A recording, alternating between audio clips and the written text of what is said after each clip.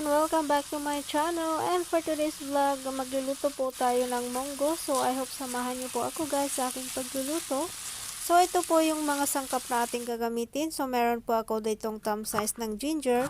And I'm going to cut this into strips. And also, meron din po ako ditong a few cloves of garlic. And also, I'm going to cut this in dice or chop it, and also a medium size of white onion.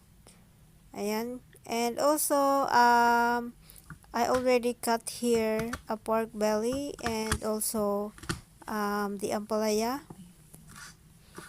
Ayan po guys. So ang gamit ko po ditong ampalaya is yung preserve ko po na ampalaya a few months ago, and the ampalaya still looks fresh. Ayan po guys. So hindi po, ayan, ganyan po ako mag-preserve ng mga fresh na gulay. So, ayan guys.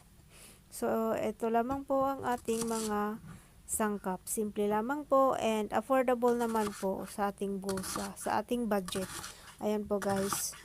So, gusto ko lamang pong magpasalamat sa lahat ng aking mga subscribers, sa lahat ng aking mga channel memberships na nandyan pa rin po. Maraming salamat po sa inyo guys sa patuloy nyo pong pagsuporta at pagsubaybay sa aking mga videos. Ayan. And of course, kung nagustuhan nyo po ang aking video, please give me a thumbs up, and also kindly share our vlogs to your own social platform. Ayan po guys. And also, pwede rin po kayong mag-iwan ng bakas or comments down below if you have any suggestions or comments, or kung saang bansa po kayo nanonood ng aking video, and I'm going to give you a shout out on my next vlog. So, ayan po. So, ito lamang po ang kapuan ng ating ingredients. So, ngayon magluluto na po tayo. So, maglagay pa ako dito ng 2 tablespoons of cooking oil, and I'm going to saute first the onions and the ginger. Ayan po. Saute lamang po natin ito ng maybe 3 seconds para lumambot po siya ng konti.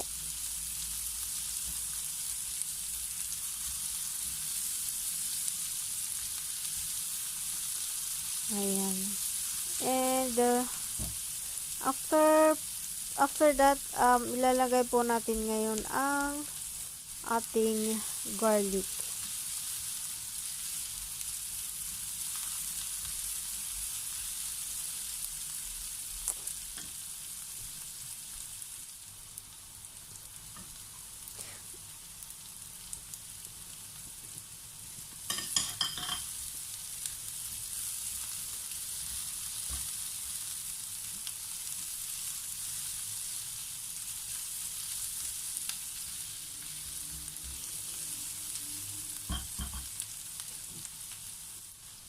At pagkatapos po, ilalagay ko po ngayon ang ating pork belly, and haluin lamang po natin ito para mag-combine po lahat yung ating ingredients, and para hindi po dumikit sa ating lutuan ang pork.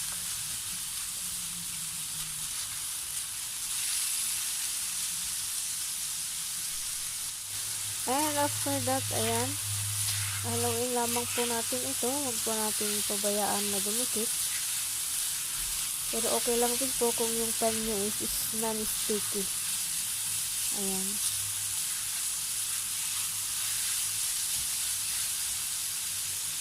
And after that, maglalagay po ako dito ng 1 tablespoon of fish sauce or yung patis, at saka konting paminta.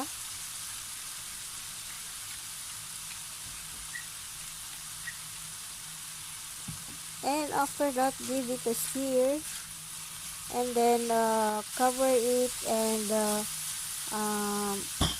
takpan po natin ito para ma-absorb ng pork ang ating sauce na ating nilagay.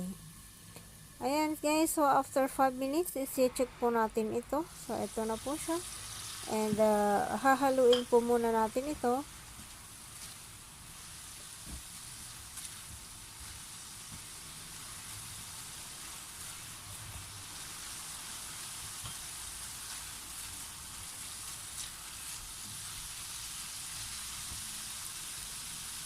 And after that, ilalagay po natin ngayon ang ating munggo. Saka po natin ito haluin. Once again, this is my own version on how I cook my munggo. Ayan po guys. Alam ko po na may iba-iba pong style ng pagluluto. So, ayun. And saka po natin ito lagyan ng enough water just to submerge all our pork and the munggo. Ayan. Saka po natin ito takpan and let's simmer it for about 5 to 10 minutes hanggang lumambot po ang ating pork and yung ating munggo.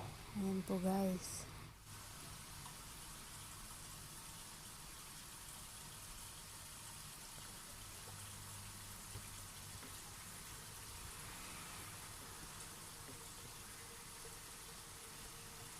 Ayan po, so after 10 minutes, check po natin ito and ito na, saka po natin ito haluin. Ayan, so medyo malambot na ang ating pork and ang ating munggo. So ngayon, ilalagay po natin ngayon ang ating ampalaya. Saka po uli natin ito haluin and let's cover it again and continue to cook for another 3 minutes. And guys, so if you are new to my channel, please do subscribe to Jency Files channel and please do click the bell button below para updated po kayo sa susunod ko pang mga videos. And ayan. So after 3 minutes, ayan, i-check po muli natin. Ayan. And saka po natin ito haluin. And ngayon, maglalagay po ako dito ng parsley. Since wala po kami ditong dahon ng ampalaya or malunggay, so ito po ang ginamit ko, parsley, fresh parsley po. Or pwede rin po kayong maglagay dito ng coriander leaves para mas mabango po. Ayan po guys. So, haluin lamang po natin ito and saka natin ito tikman kung tama ang lasa. At kung hindi pa po tama ang lasa, ayan, magdadagdag po ako dito ng konti pang patis. Ayan.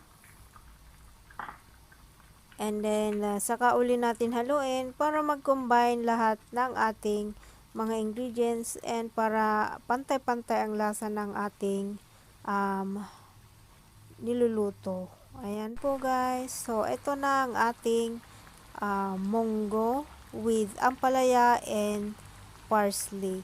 So, ayan po guys. I hope nagustuhan nyo po ang ating vlogs for today. And thank you so much again, once again. And I hope to see you guys in my next vlogs. Thank you guys. Bye.